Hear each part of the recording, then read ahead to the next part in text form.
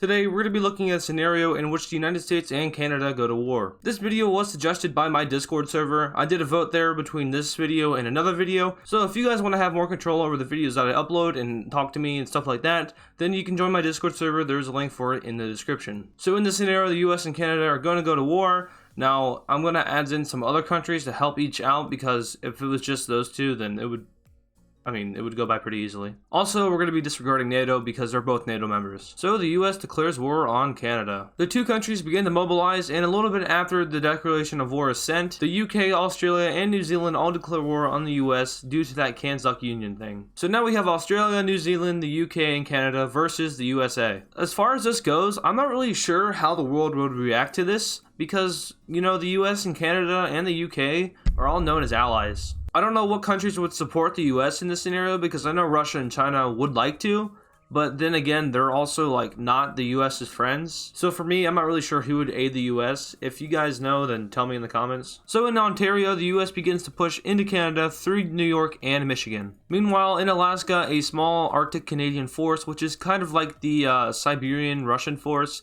starts an invasion of Alaska. Moving through the mountains pretty swiftly, they begin to take a large portion of northern Alaska and start to push down into where Juneau is. While the war is happening, the populace of the two countries is severely against the war, as the US citizens and Canadian citizens see each other as friends. But since the government is in control of the war, they keep fighting. The US continues to push into Ontario, taking major cities and starting to push towards Ottawa. Major European countries such as Spain, France, and Germany all declare neutrality in this war, as they are both allies to the UK and the US. I'm also going to be factoring countries that would not participate in the war, but would send supplies and food and stuff like that, so I'm going to be calling them support countries. India is a former British colony, so they declare themselves a support country and start helping out the UK. Keep in mind that this is not a direct declaration of war. The two countries are not at war, but India is supplying the UK, Australia, New Zealand, and Canada. Shortly after India announces its support for the UK, Pakistan announces its support for the US. As far as I know, the US is allies to both of these countries, Pakistan and India,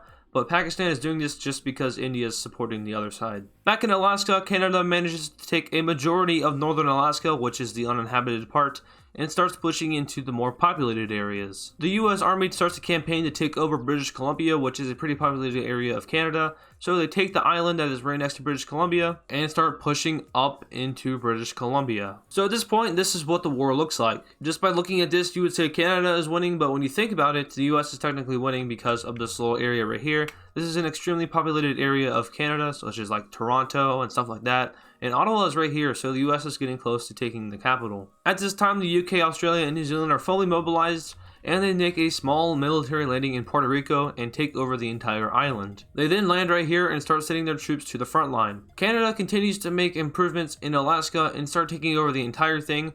Eventually, the government in Alaska surrenders over to Canada, which I'm not really sure is entirely possible because Alaska is a part of the US. But I'm just going to say that the state declared that it's going to surrender to Canada. Meanwhile, in southern Ontario, the US continues to push into Canada, getting closer and closer to Ottawa. It also sends troops in Minnesota up into Canada and starts taking the areas around the Great Lakes. The US begins to push into Ottawa, but is stopped by Kansas troops and is pushed back into Ontario. The troops also start to push into Maine, which is largely undefended, but stops when it meets the US Army further south. The US continues to push into British Columbia, taking a lot of the coast and the inland area. At this time, Mexico starts to send support over to the USA. Kansas troops start pushing back the US even more, and even cross over into New York, Vermont, and New Hampshire. Now, the US and Canada share the longest border in the world, so I'm not really sure how this would play out 100%. Now, I know major invasions would probably take place over in British Columbia and Ontario, but as for this area over here, I'm not really sure if they would invade that. Anyway, the US makes a counter-invasion and pushes Kansas troops out of the US and pushes them up into northern Maine. Both South Korea and Japan start sending support over to the United States because they are close allies. The United States makes a campaign to push Canada away from the Great Lakes and does so successfully. So at this point, this is what North America looks like. We have the US taking over the Great Lake area and also pushing into Ontario, while Canada occupies Alaska and is pushing into Maine and New York. The US makes a large push in British Columbia, hoping to wipe out Canadian infrastructure in the region and even manages to push up into Alaska. Meanwhile, on the border, the United States also starts to push into Canada. Over in New England and Ontario, Kansas starts to push into Maine and takes over the entire state. They also begin to push into New York, Vermont, and New Hampshire. As the US pushes into Alberta, a large rebellion takes place with a majority of the province rebelling against Canada. This also inspires a rebellion in Quebec, with large portions of Quebec rebelling against Canada. So, looking at the map again, this is what North America looks like. Now we see that the United States is having more and more victories, although they are losing New England. The US continues to push north and takes over the Northwest Territories. It also begins to start to push into Alaska, taking back a large majority of the coast. Meanwhile, the US also starts a counter-invasion campaign and starts taking back a large portion of New England and Maine. With a large portion of Canada under US control, the US makes a final push into Ottawa and manages to take the capital of Canada. After fighting a few more battles and completely taking back Maine and meeting up with the Quebec Rebellion group, Canada sends out terms of surrender. So in my opinion, I think the US would win this war, given though that they are only fighting the Kansas Alliance.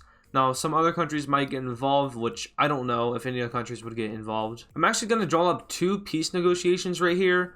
One with the United States winning and one with Canada winning, even though that it's obvious the US won in this scenario. Alright, so here we have peace treaty number 1, where the United States wins. It starts taking pieces of Canada in the Northwest Territories, giving it over to Alaska. It also takes a part of British Columbia and makes it its own state, so I guess it could be called Vancouver or Columbia or something like that. Over here in Minnesota, a piece of land is given over to them, and down here, Michigan takes a small piece of southern Ontario right here. In New England, the US is expanded up into New Brunswick and parts of Quebec. Speaking of Quebec, the United States helps Quebec get its independence away from Canada. Quebec also annexes Newfoundland. So that does it for peace treaty number 1. Let's take a look at peace treaty number 2. And here is peace deal number 2. So we have Canada taking over about half of Alaska. We have them dipping down into Washington and taking over like the Seattle region. They take parts of Maine and New Hampshire, and I think a little bit of Vermont, but mostly New England. They also fix the Upper Peninsula problem by taking over the entire thing, also annexing about half of Minnesota. And finally, the British take control of Puerto Rico. And here's one last look at the peace treaty where Canada wins. And that's going to do it for my USA versus Canada scenario. Now, I think that this war would probably never happen, but sometimes it's fun to look at scenarios like this,